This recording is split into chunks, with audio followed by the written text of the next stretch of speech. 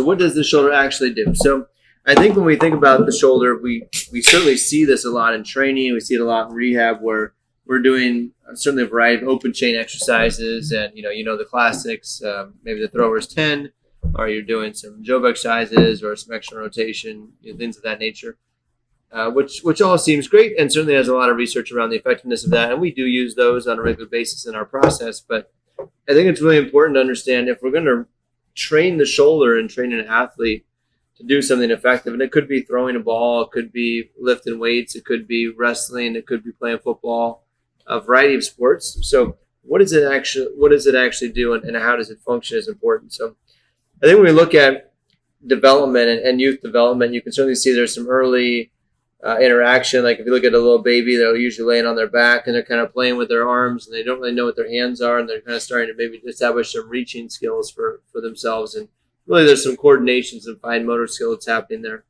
But they really don't develop strength in their arm and control of their arm until they really turn over and they get into that oh shit moment of I'm on my stomach and I can't breathe and I got to push myself up to be able to see. And then they eventually get up into a crawl situation and they're on the move, and then before you know it, you're chasing them around the house, which Aaron is almost there. He's showing early signs of crawling, which I'm then early development. Well, with an elite athlete like yourself, you wouldn't expect anything less. I wouldn't expect anything less. He should have been running by now. 2.5 months in, should have been running. It's odd to see. So we see this a lot with crawling. Is really an area where they really develop strength and control of the shoulder girdle of that structure. So let's talk about this. I think if you look at the research, it actually tells you what it is, and the research hasn't changed that much on this. But if you look at, for example, EMG activity of the shoulder, you see, of all the rotator cuff muscles, you see activity of all of them with almost all of the movements, which I think is the most important thing to take away. If you looked at just the results of the studies, you would see that the studies would say that, when I did external rotation, infraspinatus was the most prominent muscle to be used, or supraspinatus is the most prominent muscle to be used. If I do flexion, then supraspinatus is the most prominent muscle to be utilized. That's true, but don't let that take away from the fact that MVC of that muscle was at 80-something%, but all of the other muscles were at 60+% as well. So to think of it in isolation, I think is a problem, and we need to stop doing that. Is one thing for sure. Number two is you see when the body goes into a closed chain position, so in a crawling phase, or you put the weight bearing through the limb, then suddenly all of the MVCs in the research go to over 100%. So now you've done more than what you can measure with a handheld dynamometer, and now you're seeing that the forces are exceeding 120, 115% with force. So clearly the load with closed chain exercise is far greater, which is important because we all tolerate closed chain exercise in a healthy state. So we need to be able to train people to that level. So just having them do open chain stuff is clearly not enough, right? So those are some things to consider.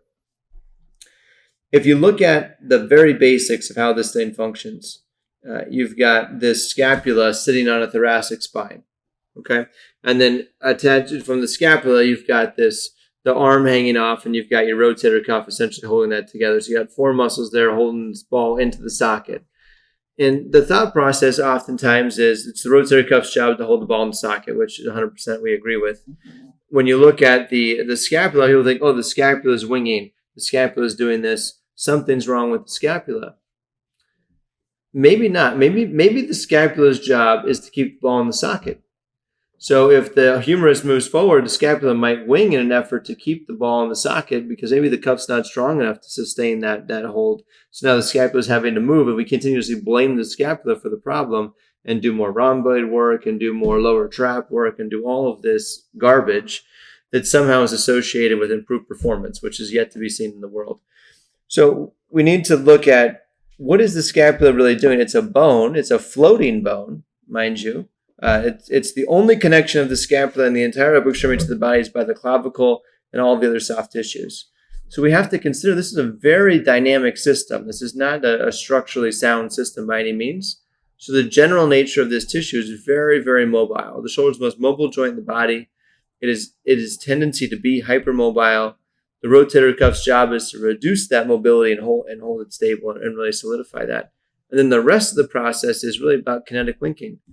Can we take that rotator cuff, hold the ball in the socket, stabilize it, and then use the prime movers and the other muscles around the structure to really generate force and move the limb in some certain way, to move an object, maybe to move a ball or to move your body weight against the ground in maybe a push-up position or something else, or maybe in a combat maneuver like wrestling or something where you're using it to engage an object.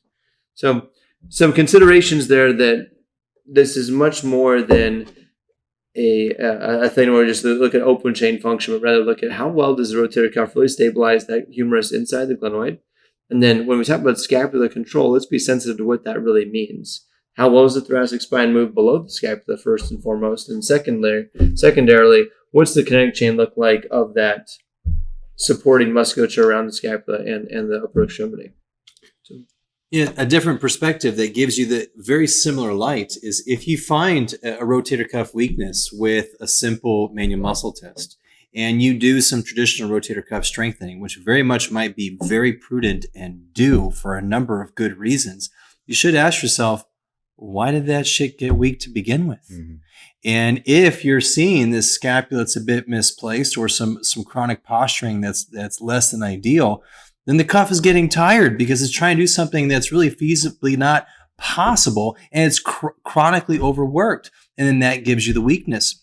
And so then we see these issues. So it's not so much that an external rotation exercise is maybe a bad exercise, but there is more to the puzzle. Yeah. Kind of like peel back the onion a little bit more on that same topic is you need some level. I mean, that you learn it early on in school. It's like proximal stability, distal mobility when you're talking about an open chain movement pattern, exercise, whatever it may be. And if, to your point, if the rotator cuff is weak at baseline, why the hell is it weak at baseline?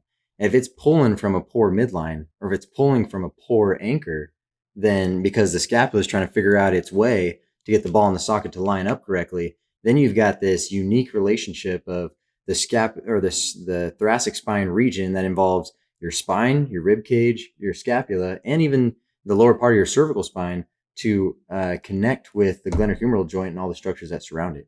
And so understanding that you have to solve some mobility issues at the thoracic spine to allow the shoulder blade to be in the most optimal position to then provide the anchor for a solid functioning rotator cuff to then hold the ball in the socket in place.